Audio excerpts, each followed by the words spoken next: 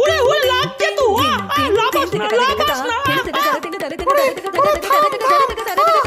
লাগছে লাগছে।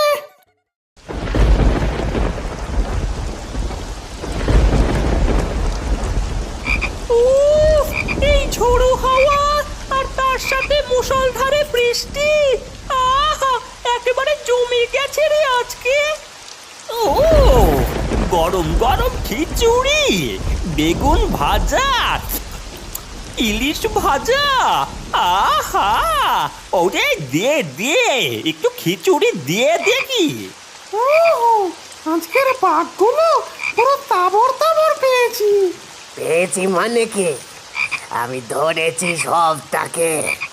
শুধু বাঘ না, গরু, ছাগল, হরিণ, কতগুলো পাখি সব নিয়ে এসেছি।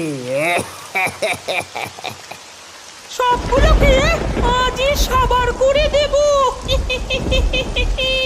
নে নে নে, কড়াইয়ে বাঘগুলোকে ছেড়ে দে, পাখিগুলোকে আগে খাই। ওই তো এসে গেছে। ওরে কঙ্কালের দল, ঢাক ঢোল বক্স সব উপরে তোল। ওরে এই মরশুমে একটু গান ধরা যাক, কি বল রে ডাইনি? ধরো দেখি তাহলে। হা হা হা, বৃষ্টির দিনে খাবো খিচুড়ি আর ইলিশ ভাজা। পাখি গরু ভাল্লুকও আছে, ভাত খাবো তাজা তাজা। নাচবো গাইবো ধরবো আমরা গান, বেশি খাস না বুড়ো বেরিয়ে যাবে তোর প্রাণ। হা হা হা, বাজে ঢাক বাজে ঢোল, তাক ডুমাডুম জমবে বাঘেদের ঝোল।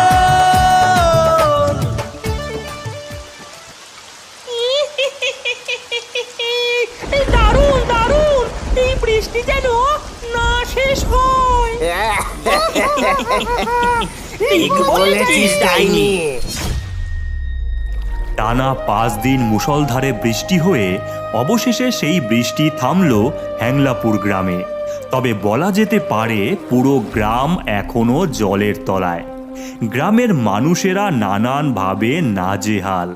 আরে ও দিদি, আরে পথ ছাড়ুন, এই গরু এগোতে পারছে না তো। মানুষের যাওয়ার জায়গা নেই, উনি গরু নিয়ে নেমেছে। বলি, গরুর ডানা লাগিয়ে উড়ে যেতে পারো তো? যত সব। দেখি দেখি দেখি দেখি, সরে যান সরে যান। আরে ও দাদা, নৌকাটা সরান না।